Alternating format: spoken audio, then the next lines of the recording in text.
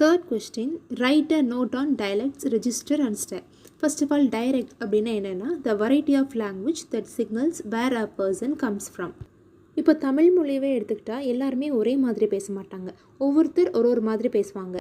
அதாவது ஒருத்தர் கிராமரில் டிஃபர் ஆகலாம், இல்லை ஃபொனாலஜியில் டிஃபர் ஆகலாம், இல்லை ப்ரொனன்சியேஷனில் டிஃபர் ஆகலாம். ஃபார் எக்ஸாம்பிள், இப்போ கோயம்புத்தூரில் பேசுகிறவங்களுடைய பாஷை வேறு மாதிரி இருக்கும், தேனியில் பேசுகிறவங்களுடைய பாஷை வேறு மாதிரி இருக்கும்.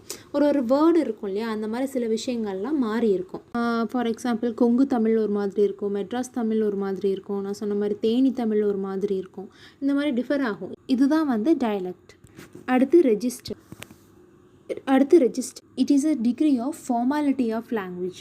ஒரு குரூப் ஆஃப் பீப்புள் ஒரே விதமான ஒரு வேர்ட் யூஸ் பண்ண லாங்குவேஜை யூஸ் பண்ணி தன்னுடைய ஒர்க்கு ஷேர் பண்ணலாம், இல்லை இன்ட்ரெஸ்ட்டை ஷேர் பண்ணலாம். அதாவது ஒர்க்கில் நடக்கக்கூடிய விஷயங்கள்லாம் ஒரே மாதிரி தான் பேசுவாங்க, அந்த மாதிரி ஒரு லாங்குவேஜ் யூஸ் பண்ணி தான் பேசுவாங்க.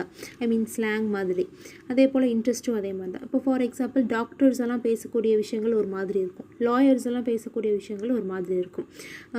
அதாவது பைபிள், பகவத்கீதா இதெல்லாம் தான் எக்ஸாம்பிளாக சொல்கிறாங்க. இப்போ பைபிளில் ஒரு விஷயம் சொல்கிறாங்கன்னா ஒரே விஷயமாக தான் இருக்கும், அது ஒரு மாதிரி சொல்லுவாங்க. பகவத்கீதையில் அதுவும் அதே விஷயந்தான், பட் அவங்க ஒரு மாதிரி சொல்லுவாங்க. லைக் வே ஆஃப் கன்வேயிங் அப்படின்னு ஒன்று இருக்குல்ல, அதுதான். அடுத்து ஸ்டைலில் என்னென்னா refers to a way of speak. நம்ம எந்த மாதிரி ஸ்பீக் பண்ணுறோம், எந்த ஸ்டைலில் ஸ்பீக் பண்ணுறோம் அப்படிங்கிறத ஸ்டைல். லாங்குவேஜ் அப்படிங்கிறது ஒரு ஹியூமன் ஃபெனாமினன். இப்போ உலகத்துக்குள்ளே இந்தியா இருக்குது, இந்தியாவுக்குள்ளே தமிழ்நாடு இருக்குது. பட் இந்த தமிழ்நாட்டிலேயே தமிழ் பாஷையிலேயே எவ்வளோ தமிழ் பேசுகிறோம் இந்த தமிழ்நாட்டுக்குள்ளே. லைக் மதுரை பாஷை, கோயம்புத்தூர் பாஷை, தேனி பாஷை, இந்த மாதிரி தமிழ்லேயே சில வேர்ட்ஸ் எல்லாம் மாற்றி கூட ஸ்லாங் எல்லாமே மாற்றி வச்சுருக்கோம் நாம். ஸோ இதைத்தான் பார்க்க போகிறோம். ஃபர்ஸ்ட் ஆஃப் ஆல், லாங்குவேஜ், அதாவது language. The abstract system is called language. ஒரு தனி மனிதன் எந்த விதத்தில் பேசுகிறான் அப்படிங்கிறது தான் பரோல் அப்படின்னு சொல்கிறாங்க. And individual speech act is called parole. ஒரு ஸ்பீச் கம்யூனிட்டியில் ஒரு இண்டிவிஜுவல் பர்சனுடைய லிங்குவிஸ்டிக் பிஹேவியர் எப்படி இருக்குது, அதுதான் லாங்குவேஜ். இது ரைட் பண்ணுறதுக்கும் ஒரே மாதிரி இருக்கும், ஸ்போக் பண்ணுறதுக்கும் ஒரே மாதிரி இருக்கும். ரொம்பவெல்லாம் வித்தியாசம் இருக்காது ரெண்டுக்கும். இப்போ இங்கிலீஷ்லேயே பிரிட்டிஷ் இங்கிலீஷ் ஒரு மாதிரி இருக்குது, அமெரிக்கன் இங்கிலீஷ் ஒரு மாதிரி இருக்கும், ஒரு சில வேர்ட் மாறி இருக்கும்.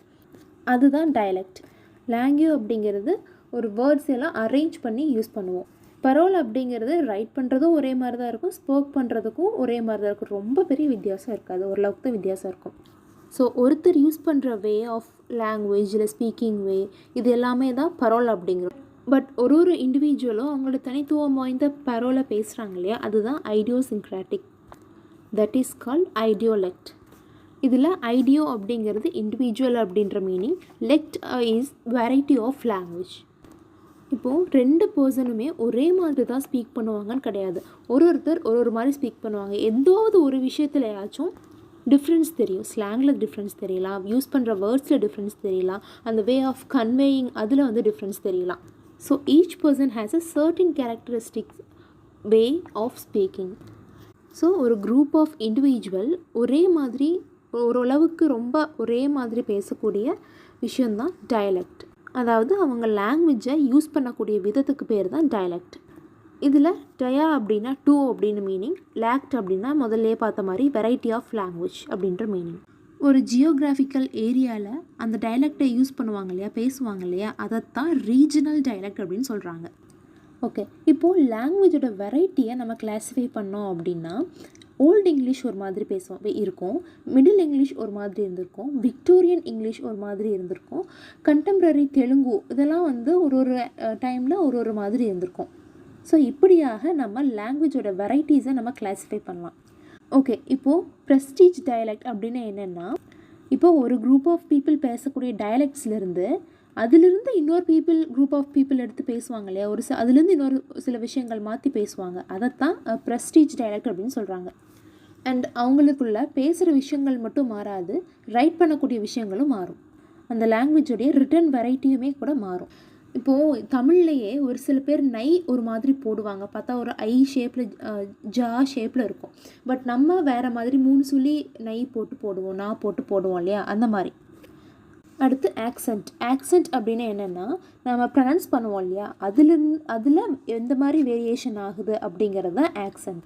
நம்ம ப்ரொனவுன்ஸ் பண்ணக்கூடிய விதம் தான் ஆக்சென்ட், எந்த மாதிரி ப்ரொனவுன்ஸ் பண்ணுறோம். For example, hi how you அப்படிங்கிறது ஒரு accent. Hey hi how are you அப்படிங்கிறது ஒரு ஆக்சண்ட். அடுத்து a language variety marked by certain features that are typical of certain disciplines, fields, topic, occupations, social roles played by a speaker is called register. நீங்க இன்னும் இங்க தான் இருக்கீங்களா? முடிஞ்சிருச்சு, வீட்டுக்கு போங்க.